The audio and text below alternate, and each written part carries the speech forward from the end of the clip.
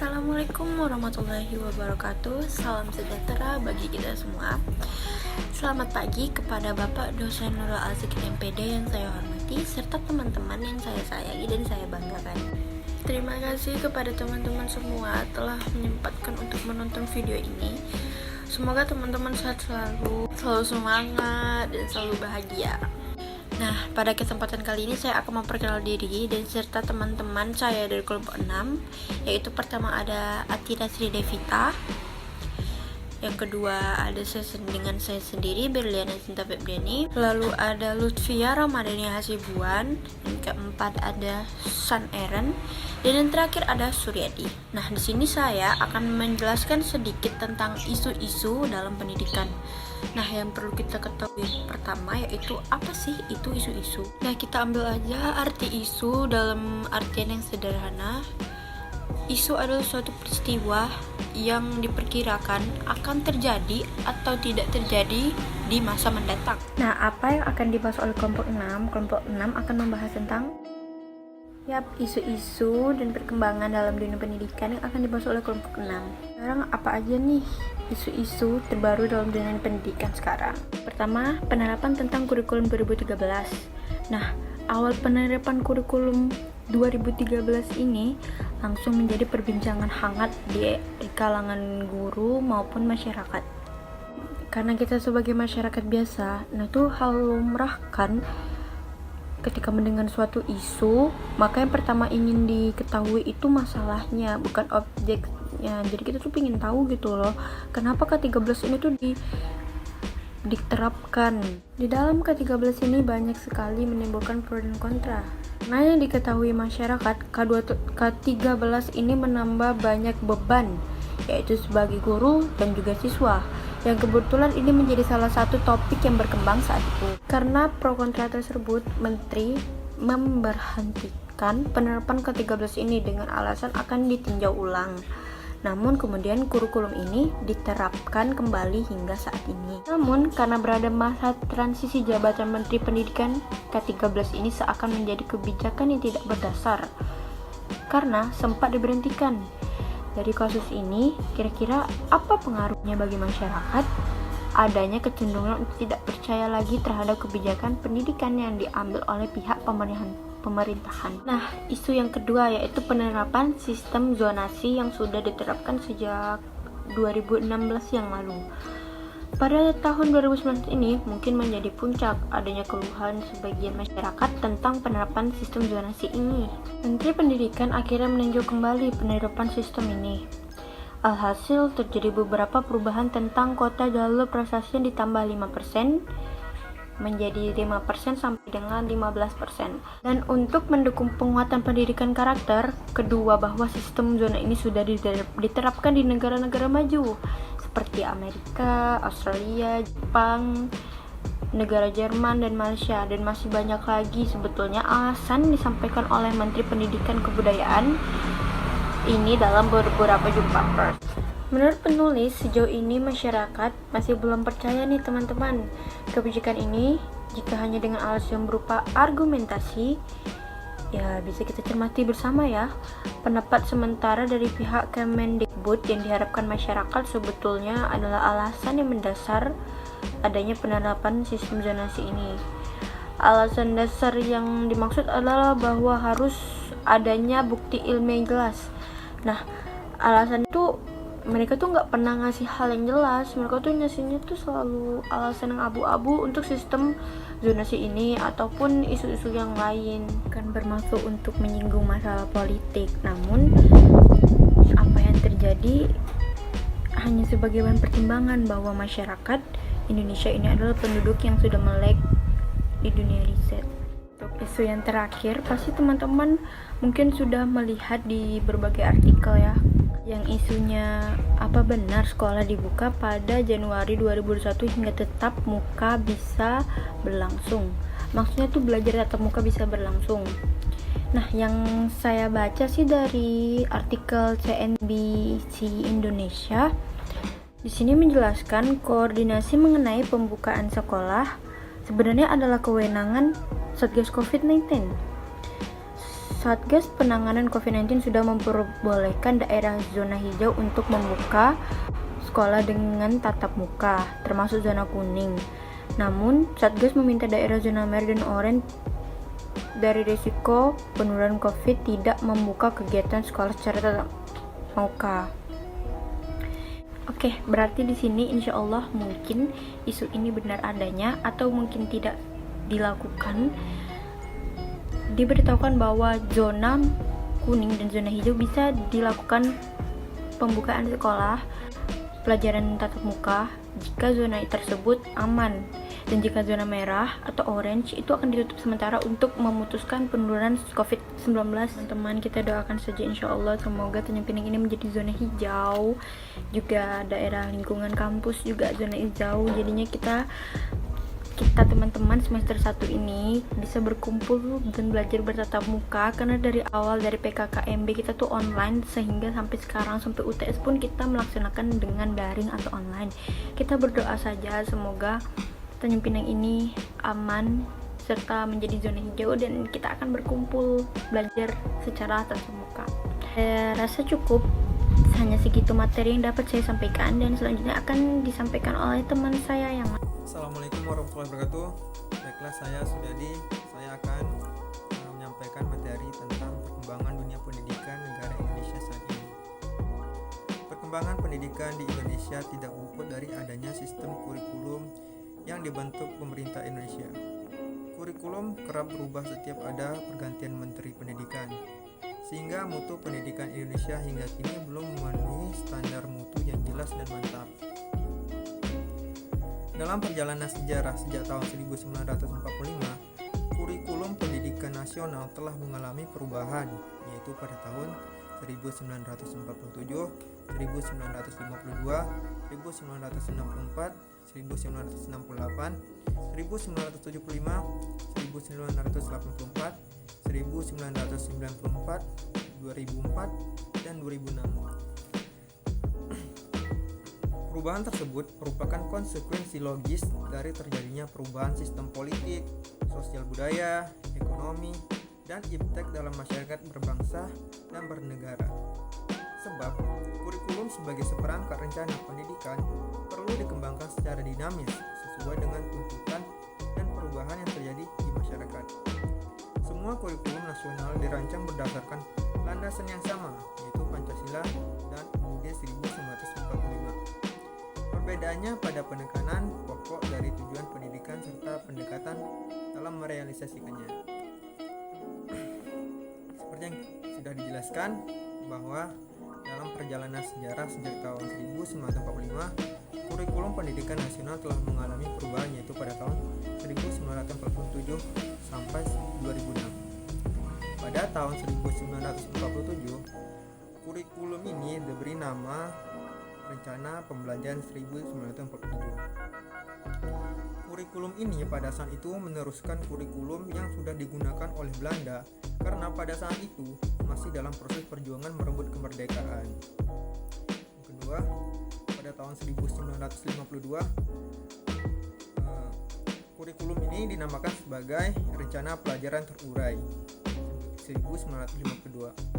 Kurikulum ini lebih merinci setiap mata pelajaran yang disebut Rencana Pelajaran Terurai 1952, seperti silabus mata pelajaran yang jelas sekali. Yang ketiga, kurikulum 1968. Pada tahun 1968 tidak ada perubahan nama kurikulum seperti biasanya.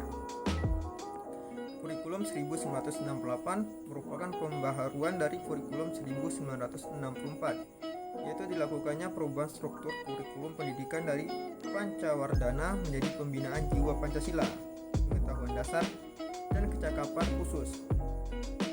Kurikulum 1968 merupakan perwujudan dari perubahan orientasi pada pelaksanaan UUD 1945 secara murni dan konsekuen. Dari segi tujuan pendidikan, kurikulum 1968 bertujuan bahwa pendidikan ditekankan pada upaya untuk membentuk manusia Pancasila sejati, kuat, dan sehat jasmani, mempertinggi kecerdasan dan keterampilan jasmani, moral, budi pekerti, dan keyakinan beragama. 4. Kurikulum 1975. Kurikulum 1975 sebagai pengganti kurikulum 1968 yang menekankan pada tujuan agar pendidikan lebih efisien dan efektif. 5. Kurikulum 1984. Kurikulum 1984 mengusung proses skill approach. Meski mengutamakan pendekatan proses, tapi faktor tujuan tetap penting. Kurikulum ini juga sering disebut kurikulum 1975 yang disempurnakan. 6. Kurikulum 1994 dan suplemen kurikulum 1999. Kurikulum 1994 bergulir pada upaya memadukan kurikulum-kurikulum sebelumnya. Jiwanya ingin mengkombinasikan antara kurikulum 1975 dan kurikulum 1984 antara pendekatan proses. Ciri-ciri yang menonjol dari pemberlakuan kurikulum 1994 diantaranya sebagai berikut. 1. Pembagian tahapan pelajaran di sekolah dengan sistem catur bulan. 2. Pembelajaran di sekolah lebih menekankan materi pelajaran yang cukup padat atau berorientasi kepada materi pelajaran atau isi. 7. Kurikulum 2004. Kurikulum ini dikatakan sebagai perbaikan dari KBK yang diberi nama Kurikulum Tingkat Satuan Pendidikan (KTSP). KTSP ini merupakan bentuk implementasi dari Undang-Undang Nomor 20 Tahun 2003 tentang Sistem Pendidikan Nasional yang dijabarkan ke dalam sejumlah peraturan, antara lain Peraturan Pemerintah Nomor 19 Tahun 2005 tentang Standar Nasional Pendidikan. 8. KTSP 2006. Kurikulum yang terbaru adalah kurikulum 2006 KTSP yang merupakan perkembangan dari kurikulum 2004 KBK. Kurikulum 2006 yang digunakan pada saat ini merupakan kurikulum yang memberikan otonomi kepada sekolah untuk menyelenggarakan pendidikan, yang puncaknya tugas itu akan diemban oleh masing-masing pengampu mata pelajaran. Assalamualaikum warahmatullahi wabarakatuh. Nama saya Suneren, kelompok 6, dan saya akan membahas tentang kebijakan pendidikan yang berdasar. Jadi, untuk meyakinkan pada masyarakat bahwa dunia pendidikan adalah salah satu dari banyaknya jalan dalam membentuk manusia Indonesia yang cerdas, berkarakter, serta mengabdi pada bangsa maupun negara. Maka dari itu, pemerintah perlu serius dan hati-hati dalam mengambil sebuah kebijakan. Kebijakan itu haruslah mendasar. Kebijakan harus membuka wawasan masyarakat. Kebijakan harus menjadi bahan edukasi bagi semua masyarakat Indonesia. Kebijakan juga dapat membuat masyarakat Indonesia berpikir lebih kritis. Kadang dalam upaya pengembangan dunia pendidikan kita seringkali dikait-kaitkan dengan negara yang lebih maju, yang mana negara itu berhasil memajukan negaranya dengan proses pendidikan.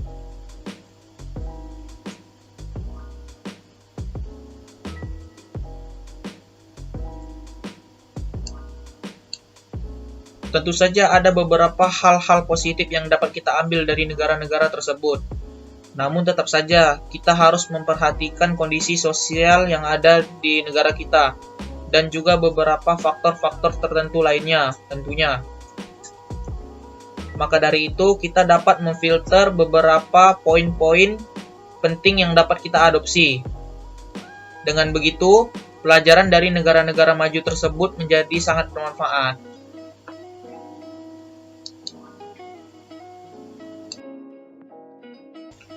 Baiklah, selanjutnya saya akan membahas tentang dunia pendidikan di era COVID-19.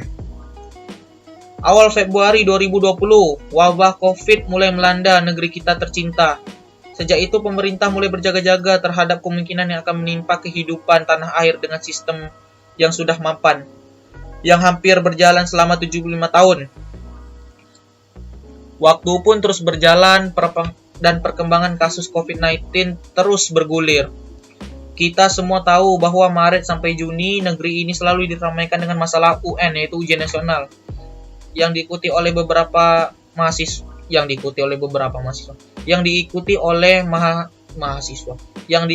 siswa-siswi sekolah dasar, sekolah menengah, dan sekolah menengah akhir, dan sederajat. Lalu kelanjutan pelaksanaan UN dan masih terus menjadi perdebatan antara para ahli dan juga pemerintah pada tahun-tahun terakhir. Namun dengan kehadiran COVID-19, runtuhlah UN tanpa syarat. Mendikbud pun mengambil keputusan untuk meniadakan UN 2020 atas alasan utamanya adalah keselamatan generasi muda. UN yang beberapa tahun terakhir ini menjadi hantu bagi siswa kelas 6, kelas 9, dan kelas 12 akhirnya berhenti tanpa perdebatan yang jelas. Pada tahun ini, siswa kelas 6, 9, dan 12 tanpa harus stres menghadapi UN, melenggang langsung lulus dari tingkatan pendidikan mereka masing-masing. Lalu, apakah persoalan pendidikan kita selesai sampai di sini? Tentu tidak. Perubahan tak terjadi hanya pada tidak berlangsungnya UN. Dan tentu ada pergerakan revolusi dalam dunia pendidikan. Perubahan mendasar yang sangat cepat secara membalik telapak tangan dari pendidikan konvensional ke pendidikan yang modern. Dari proses tatap muka menuju proses via daring. Siswa, guru, mahasiswa, dan dosen harus melakukan kegiatan belajar mengajar mereka dalam jarak jauh. Tentu perubahan berjalan cepat ini melahirkan berbagai macam persoalan. Dalam teori pendidikan, performa output ditentukan oleh kebenaran dan proses belajar mengajar ditentukan oleh guru, dosen, dan tenaga pendidikan. Dan tentu saja fasilitas-fasilitas yang dimiliki oleh lembaga. Keterbatasan orang tua, wali murid dalam menghadapi keberlangsungan anaknya dalam mengikuti perubahan ini sudah menjadi persoalan yang lain.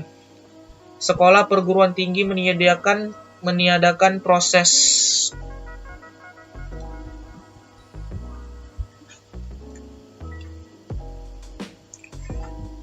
dan tidak semua lembaga pendidikan memiliki jaringan atau infrastruktur internet yang baik atau kuat.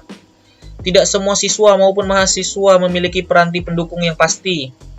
Tak semua guru familiar dengan aplikasi-aplikasi yang digunakan seperti media video team, online, Kulon, dan Zoom. Kondisi inilah yang awalnya membuat guru, dosen, siswa, dan mahasiswa stres untuk beberapa saat. Walau akhirnya setelah berjalan beberapa bulan, kendala tersebut bisa diatasi. Guru dan dosen khususnya generasi non-milenial yang pada awalnya sangat frustasi dengan perubahan yang cepat ini, ternyata belakangan mampu mengikutinya dengan baik. Bahkan menjalankan perannya dengan sangat baik pula. Dengan menguasai teknologi maya, guru dosen tetap mampu berperan dalam menjalankan proses pembelajaran dengan baik. Meskipun begitu, COVID-19 juga membawa efek domino, yakni pemutusan hubungan kerja atau PHK pada perumahan karyawan. Bagaimana bisa para orang tua memenuhi kebutuhan kuota internet anaknya, sementara untuk mencukupi kebutuhan sehari-hari aja semakin berat. Di sini guru dan para dosen dituntut untuk mampu menjalankan perannya. Di tengah persoalan ini, guru dan dosen sebisanya memberikan semangat bagi siswa dan mahasiswa untuk terus tetap berjuang menghadapi semua persoalan yang dihadapi. Para guru dan dosen harus mampu meyakinkan siswa bahwa kebersamaan akan mampu menghadapi berbagai macam persoalan. Kata orang bijak, badai pasti berlalu. Perubahan ini akan mampu membawa siswa ataupun mahasiswa, guru, dan dosen untuk mengarunginya secara bersama-sama. Sehingga pada saatnya output pendidikan secara mutu dapat ditingkatkan. Di samping itu, guru dan dosen harus mampu menekan pembiayaan siswa dan mahasiswa menggunakan media yang termurah tentunya. Serta efisien, serta menggunakan waktu secara tepat. Mampu mendukung proses belajar mengajar efektif tanpa mengurangi mutu. Guru dan dosen mampu memberikan jalan keluar terbaik bagi mahasiswa untuk mengatasi persoalan mendasar tersebut. Inilah semangat dari konsep Begawan Pendidikan Indonesia, yaitu Tut Uri Handayani. Perubahan besar dalam dunia pendidikan yang kita hadapi saat ini tak perlu dianggap sebagai suatu musibah, tapi sebaliknya menjadi anugerah. Sebagai bangsa, kita memiliki keunggulan jika kita terus mau dan mampu memelihara peninggalan adiluhung bangsa ini, yaitu ing ngarso sung tulodo, ing madiam bangun karsa, dan Tut Uri. Jadi saya akan menjelaskan tentang faktor yang mengakibatkan mutu pendidikan sulit ditingkatkan. Jadi di sini ada beberapa faktor yang mengakibatkan mutu pendidikan ini sulit ditingkatkan. Yang pertama ada kebijakan dalam penyelenggaraan pendidikan nasional menggunakan pendekatan education, production, function yang tidak konsekuen. Kebijakan ini hanya mengandalkan input yang baik untuk menghasilkan output yang baik. Masalah proses hampir diabaikan. Yang kedua ada penyelenggaraan pendidikan secara sentralistik dan Jawa-sentrik. Keputusan birokrasi dalam hal ini hampir menyentuh semua aspek sekolah yang kadang-kadang tidak sesuai dengan kondisi sekolah tersebut. Akibatnya, sekolah kehilangan kemandirian, motivasi, dan inisiatif untuk mengembangkan lembaganya. Yang ketiga ada peran serta masyarakat dalam pengelolaan pendidikan masih kurang. Partisipasi masyarakat dalam pendidikan hanya bersifat dukungan dana. Padahal yang lebih penting adalah partisipasi dalam hal proses pendidikan yang meliputi yang pertama ada pengambilan keputusan, yang kedua ada monitoring, yang ketiga evaluasi, dan yang keempat akuntabilitas. Dengan demikian, sekolah dan masyarakat secara bersama-sama bertanggung jawab dan berkepentingan terhadap hasil pelaksanaan pendidikan. Bukan sekolah yang bertanggung jawab kepada masyarakat terhadap hasil pelaksanaan pendidikan itu sendiri. Selanjutnya, ada usaha yang dilakukan untuk meningkatkan mutu pendidikan. Di sini ada bermacam-macam anjing apa? Ada berapa ya? Tingkat dulu ada 8. Selanjutnya ada usaha yang dilakukan untuk meningkatkan mutu pendidikan. Jadi, usaha yang dilakukan untuk meningkatkan mutu pendidikan ini ada 8, yaitu yang pertama ada 1. Meningkatkan anggaran pendidikan. Jadi pemerintah bertanggung jawab untuk menanggung semua biaya bagi warganya, baik itu untuk sekolah negeri ataupun sekolah swasta. Terus yang kedua ada manajemen pengelolaan pendidikan. Jadi manajemen pendidikan ini harus memperhatikan profesionalisme dan kreativitas lembaga penyelenggaraan pendidikan. Terus yang ketiga, bebaskan sekolah dari suasana bisnis. Jadi sekolah bukan merupakan ladang bisnis bagi pejabat dinas pendidikan, kepala sekolah, guru maupun perusahaan swasta. Tetapi sekolah itu untuk tempat mencerdaskan bangsa. Yang keempat ada perbaikan kurikulum. Perbaikan kurikulum ini hendaknya mempertimbangkan segala potensi alam, sumber daya manusia maupun sarana bagi prasarana yang ada. Terus yang kelima ada pendidikan agama. Pendidikan agama di sekolah bukan sebagai penyampaian dogma atau pengetahuan salah satu agama kepada siswa, tetapi sebagai penginternasionalisian nilai-nilai kebaikan, kerendahan hati, cinta kasih, dan sebagainya. Yang keenam ada pendidikan yang melatih kesadaran kritis. Jadi sikap yang kritis dan toleran akan merangsang tumbuhnya kepekanan sosial dan rasa keadilan. Oleh karena itu, diharapkan bisa mengatasi kemelut sosial budaya, politik, dan ekonomi bangsa ini. Yang ketujuh ada pemberdayaan guru. Jadi guru itu hendaknya lebih kreatif, inovatif, terampil, berani, terus berinisiatif dalam serta mengembangkan memiliki sikap politik yang jelas. Selain itu, pemerintah diharapkan memberdayakan guru dengan program-program latihan sehingga mereka mampu mengembangkan model-model pembelajaran secara variatif. Terus yang terakhir, yang kedelapan, itu memperbaiki kesejahteraan guru. Guru merupakan faktor dominan dalam penyelenggaraan pendidikan.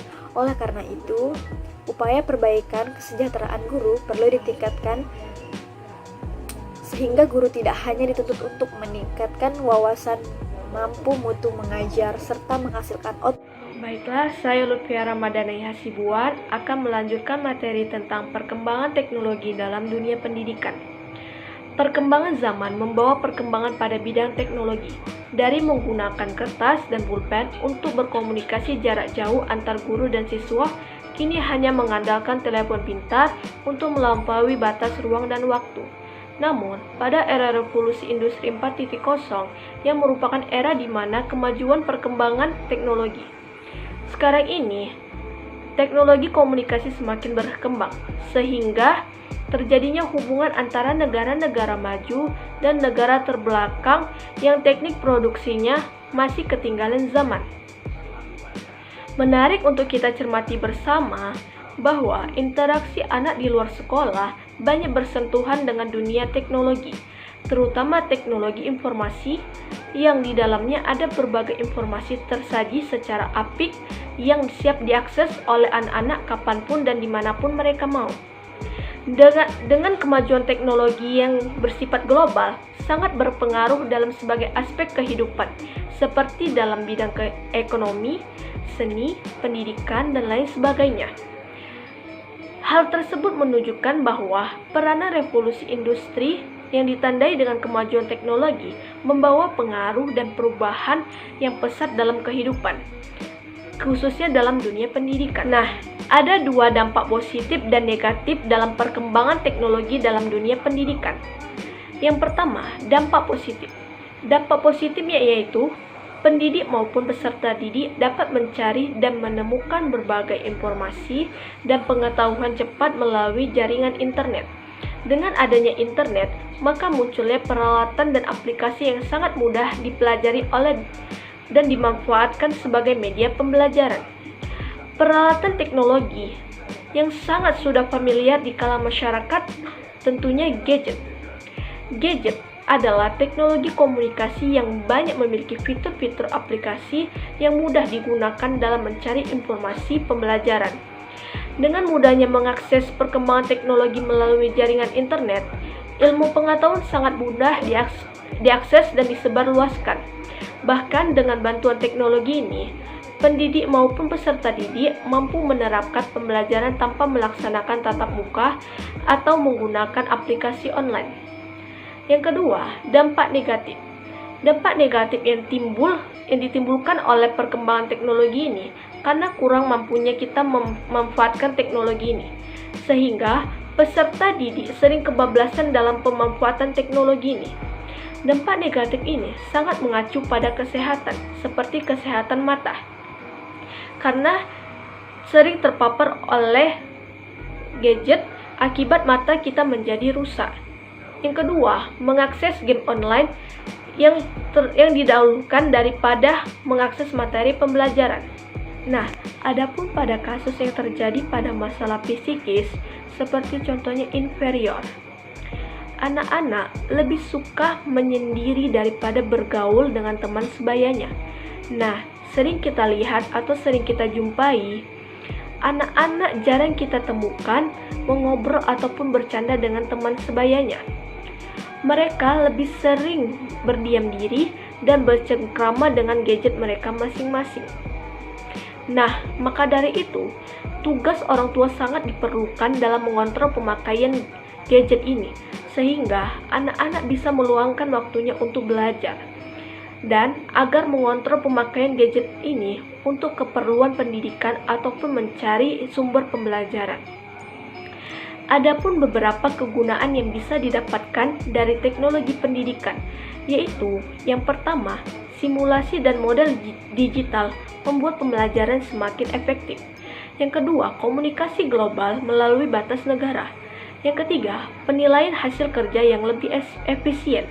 Yang keempat, bukan tanpa tanda jasa, kini guru menjadi profesional. Yang kelima, e-book memudahkan siswa mencari informasi. Yang keenam, penggunaan game digital mampu membuat siswa semakin semangat. Dan yang terakhir, yang ketujuh, kelas online membuat siswa bisa mengakses pendidikan di mana saja. Nah, terima kasih kepada teman-teman semua, terima kasih kepada kelompok 6 serta teman-teman K2 yang sudah menyempatkan menonton video ini hingga selesai. Semoga apa yang disampaikan oleh teman-teman dari kelompok 6 ini bermanfaat bagi kita semua. Amin. Penjabaran materi yang saya dan teman-teman saya jelaskan di sini, saya akan memberikan sedikit kesimpulan dari pembahasan yang kami bahas tadi. Nah, dikarenakan perkembangan dan isu-isu pendidikan masih tergolong rendah dan masih pada tahap perkembangan, sebagai contoh seiringnya pergantian kurikulum, ya pendidikan di Indonesia masih berbasis kurikulum yang berubah setiap tahunnya. Tentu belum memenuhi standar pendidikan karena sering terjadi perubahan tersebut. Jadi kita tahu ya kalau tingkat pendidikan di negara ini seringnya terjadi perubahan. Mungkin ada beberapa faktor ya dari isu-isu tertentu yang semua menjadi menghambat atas apa yang diharapkan saat ini. Andaikan Indonesia menjadi negara yang teknologinya maju, sudah pasti letak kekuatan berasal dari bidang pendidikan. Dan negara manapun yang menguasai teknologi akan mencapai kekuatan dan kemakmuran dalam ledakan penduduk global abad ini. Di akhir video ini saya akan memberi sedikit motivasi atau wejangan untuk teman-teman yang kurang bersemangat seperti saya yang banyak mengeluh juga ya, seperti banyak banget tugasnya, belum selesai tugas 1 udah dapat tugas lagi nih, deadline-nya mepet, dan masih banyak lagi ya. Pastinya kita selalu berkomentar, selalu mengeluh. I come to a period of thinking that mindset need to be thrown away, right?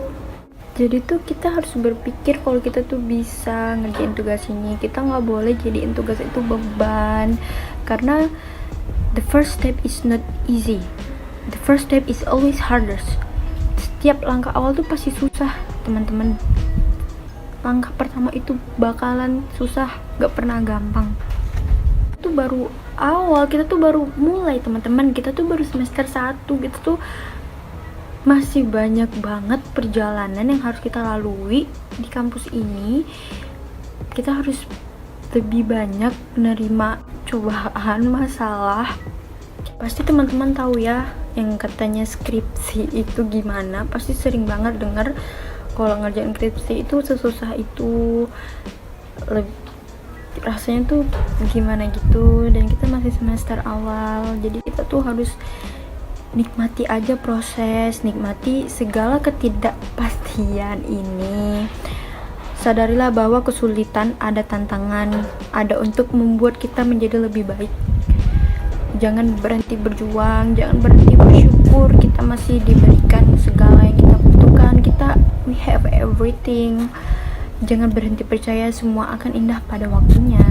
Buat teman-teman semua, saya harap untuk saya dan untuk diri saya dan teman-teman, semoga kita tetap bersemangat karena kita baru mulai dan kita masih banyak lagi yang harus kita lalui. Ujian diberi agar kita menjadi pribadi yang lebih baik, yang lebih kuat dan lebih tangguh. Nah, hidup itu kalau banyak ujian berarti mau naik kelas. Simple. Oke, sekian dari saya dan kelompok 6. Saya ucapkan wassalamualaikum warahmatullahi wabarakatuh. Selamat pagi.